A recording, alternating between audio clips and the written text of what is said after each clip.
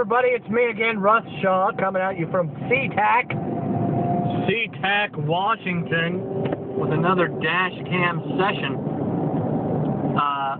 I'm a victim, I'm not a victim, part 2. I could have cut that last one short because I arrived at a location I had to be.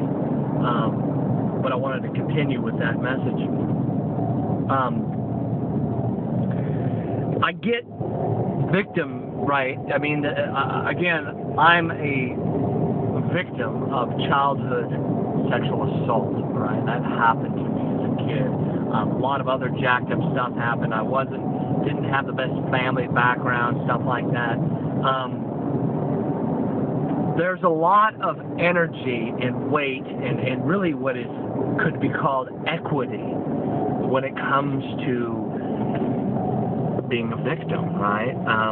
We have lawyers that get involved when someone gets in a car accident. The cops come, there's somebody at fault. We're going to find out whose fault it is, and then money will be dispensed either way. Prosecutors, lawyers, there is such a thing as being victimized. There is crimes that happen. There is justice that is done or not done.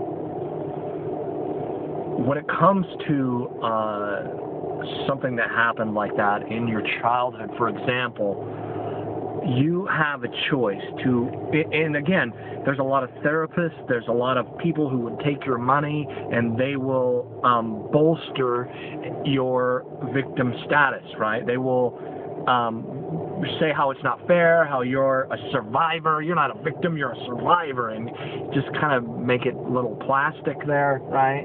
I mean, I think it's great to call yourself a survivor, but you're also a victim, and you shouldn't nullify that, or, you know what I'm saying, you minimize it.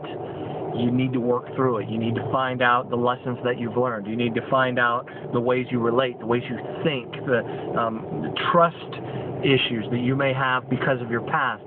But I'm going to caution you again to not swallow that bitter pill of blame, right? I heard a guy say, you know, it's unforgiveness or the bitterness that lodges in the soul is like poison that we drink and we expect the other person to die, right? If you're not willing to start to release some of that energy, you're drinking poison. You're living a life of bitterness towards that person, and it's hurting you, right? It's messing with you. It's messing with your family more than likely. It's hurting. It's right? I hope you understand that. Jesus goes to the cross, and as they're nailing his hands to the cross, he says, Father, forgive them, they don't know what they're doing. Does that, in my heart, release the person who raped me, who molested me? No, it doesn't. I pray that person has found Christ, but I don't sit here and hate on that person. I used to hate homosexuals. I had a really hard time with gay people. I didn't like them. I didn't want anything to do with them. I would, say horrible things about gay people. And I saw a sermon by a guy that was really about forgiveness and releasing that spiritual energy that is forgiveness. And I had a lot more work to do than just that, but I did forgive, right, gay people. I mean, it was just a weird thing. That's where I was at. I hated gay people. And then I forgave them, right? It's not gay people's fault that I was a victim of sexual assault.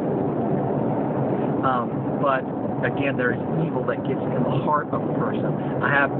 I know gay people. I have gay friends. I have gay customers. I don't have hatred towards them like I used to. I still got bitterness in my heart. Sometimes I still have these distrust kind of earthquakes that run through me, and I have to deal with that. I still struggle with those things. I still struggle with anger, and my rage doesn't come out. I don't hit things or punch stuff anymore, but I still struggle with anger as well. I yell sometimes. I would rather not, especially with my family. But I pray that you start to understand the roots of the bitterness, the hurt that may be lodged in your soul, but not to do it in a blaming kind of energy, not to buy into this guilt, blame, equity, because it really has equity. It really has spiritual power in your life, and I pray that you release that you learn to forgive and find out what that means. Does that mean you forgive and forget? You just patch things up with that person? No. If it's a family member, you have boundaries still. I know a couple where grandpa molested his granddaughter, and they're not, right? They see grandpa in a public place. If he wants to see the kids, it's just how it is. All right? I mean, this is truth. This is reality. Yes, it is forgiveness, but there's boundaries on what that person has done and how they've repented or how they live their life now. All right? But again, this is the equity that you hold in your heart.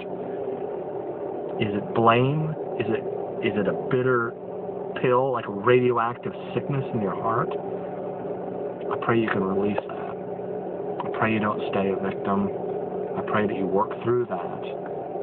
And I pray that you have peace in your heart, that you pray to Jesus, that you, right, understand that Jesus is God, that God did come into his story, that God was victimized by us, by religious people. People killed, I mean, it's that attitude. We killed God. Jesus is God. Jesus is God entering into his own story. I love you guys. Jesus said two things on the cross. He said, Father, forgive them, for they know not what they do. And he also said, it is finished. I'll leave you with that. Bye.